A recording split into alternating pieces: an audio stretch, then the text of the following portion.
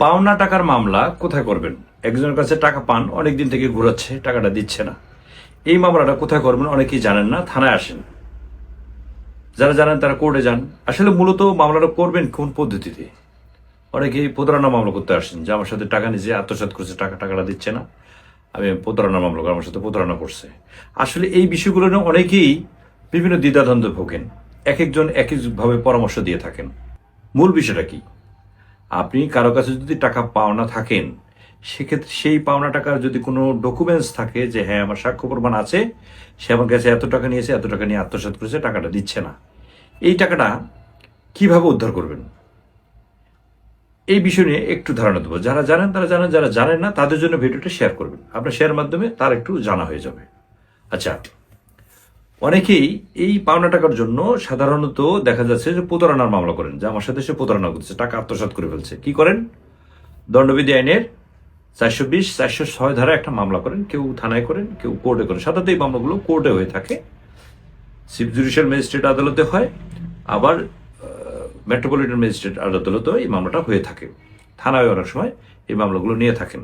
এখন এই মামলাটা নেওয়ার পরে দেখা যাচ্ছে যে যখন বিচার কার্য চলে, বিচারে এক পর্যায়ে তার বিরুদ্ধে রায় হয়ে যায়, শাস্তি হয়ে যায়, কিন্তু টাকাটা সে ফেরত পান না, অর্থাৎ ভুল পথে তিনি পা দিয়েছেন। আপনি টাকা কারো কাছে যদি টাকা পাওনা থাকেন, সেক্ষেত্রে যদি আপনি 420, 406 ধারায় অর্থাৎ প্রতারণার মামলায়, আত্মসাতের মামলা যদি তাকে জড়িয়ে দেন, তার নামে মামলা করেন, সেক্ষেত্রে আপনি তাকে শাস্তি দিতে পারবেন। প্রতারণার দায়ে যে শাস্তিটা হওয়ার কথা, সেই শাস্তিটা সে পাবে, কিন্তু আপনার টাকা ফেরত পাবেন না আপনি। হয়তো দেখা যাচ্ছে তাকে 3 বছর 4 বছর জেল দিয়ে দিল, সাথে একটা জরিমানাও করলো, কিন্তু আপনার যে পাওনা টাকা, আপনি তাকে 8 লাখ, 10 লাখ টাকা, 20 লাখ টাকা পান, সেই টাকা কিন্তু আপনি পাবেন না। আচ্ছা, তাহলে আপনি কি করবেন? তাহলে আপনি টাকাটা উদ্ধার করুন কিভাবে? অর্থাৎ আপনি ভুল পথে পা দিয়েছেন, অর্থাৎ ভুল নাম্বারে ডায়াল করেছেন, অর্থাৎ এই মামলাটা আপনার এইভাবে করা উচিত হয়নি। যদি আপনার সাথে অন্য কোনো ভাবে প্রতারণা করে, সেক্ষেত্রে আপনি এই ধরনের মামলা করবেন, কিন্তু আপনাকে মামলা করতে হবে মানিশুট মামলা, যেটাকে বলা হয়। মানিশুট মামলা করবেন কোর্টে। কিভাবে? আপনি একজন আইনজীবীর দ্বারস্থ হবেন, ভালো মানের একজন আইনজীবীর দ্বারস্থ হবেন, তাকে গিয়ে ঘটনাগুলো বলবেন, আপনার যে সাক্ষ্য প্রমাণগুলো তাকে দিবেন আপনি। তারপর উনি কি করবেন? একটা, যার কাছে টাকা পান আপনি, তার কাছে একটা উকিল নোটিশ পাঠাবেন, লিগেল নোটিশ যেটাকে বলা হয়। 15 থেকে 30 দিন সময় দেওয়া থাকে। এই সময়ের মধ্যে এটা জবাব আসুক বা না আসুক, তিনি একটা বিজ্ঞ আদালতে, সংশ্লিষ্ট আদালতে একটা আর্জি দাখিল করবেন, আবেদন করে মামলা করে ফেলবেন। মামলা করার পরে আপনার কোর্ট ফি দিতে হবে।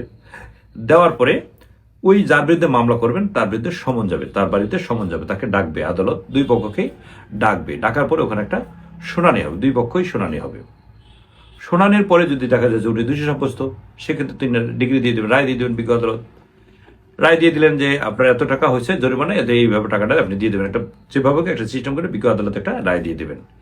এখন যার কাছে আপনি টাকা পান, তার টাকা নাই, দেওয়ার মতো টাকা তার ব্যাংকে নাই, বা তার নগদ কোনো টাকা নাই, সেক্ষেত্রে কি হবে? যদি টাকা দিতে না পারেন, তিনি যদি এই কথা পাত্তা না দেন, সেক্ষেত্রে তার যে স্থাবর সম্পত্তি থেকে অস্থাবর সম্পত্তি থাকে, এই অস্থাবর সম্পত্তি ক্রোকের আদেশ দেবেন। এগুলো হলো সিস্টেম। এখন এটা যদি না জানেন আপনি, সেক্ষেত্রে ওই যে ভুল পথে মামলা করেন, ভুল মামলা করেন, মামলা করার কারণে এই ঘুরতে ঘুরতে ঘুরতে দেখা যাচ্ছে যে কাজের কাজ কিছু হয় না। সেখানে টাকা পয়সার মামলা যারা করেন, একটু খেয়াল রাখবেন যে আপনি 420, 400 ধারার মামলা করলে, 406 ধারা যখন মামলা করবেন, প্রতারণাভাবে টাকা আত্মসাৎ করছে, সেক্ষেত্রে আপনার টাকা পাওয়ার সম্ভাবনা নয়, কিন্তু তাকে শাস্তি হবে। হ্যাঁ, অনেক সময় হয় কি, আপনি একজনের কাছে 4 লাখ 5 লাখ টাকা পান, টাকা দিচ্ছে না, এখন প্রতারণা করছে, আত্মসাৎ করছে আপনার টাকাটা, সেক্ষেত্রে আপনি আত্মসাতের মামলা করছেন, ভালো কথা। তখন কিন্তু তিনি জেলে যাওয়ার ভয়ে, জেল খাটার ভয়ে, শাস্তি হওয়ার ভয়ে আপনার সাথে একটা নেগোসিয়েশন আসে, একটা আপোষে আসে। ঠিক আছে, আপনি আমার মামলা উঠাই নেন, আমি টাকাটা দিচ্ছি। এই কারণে হয়তো অনেক সময় হয়ে যায়। হ্যাঁ, টাকাটা যদি টাকার জন্য তো আমার আত্মসাতের মামলা করছেন, ঠিক আছে, আমি আপনার টাকা দিয়ে দেবো, মামলাটা উঠে ফেলেন। এই ক্ষেত্রে টাকাটা পারিবারিকভাবে দিয়ে দেয়, কিন্তু আদালত আপনাকে এই টাকাটা নিয়ে দিতে পারবে না। এটা হলো সিস্টেম। যারা জানি না তাদের জন্য ভিডিওটা শেয়ার করবেন। শেয়ার করলে আপনার শেয়ার মাধ্যমে তার একটু জানা হবে, তার একটু উপকার হবে।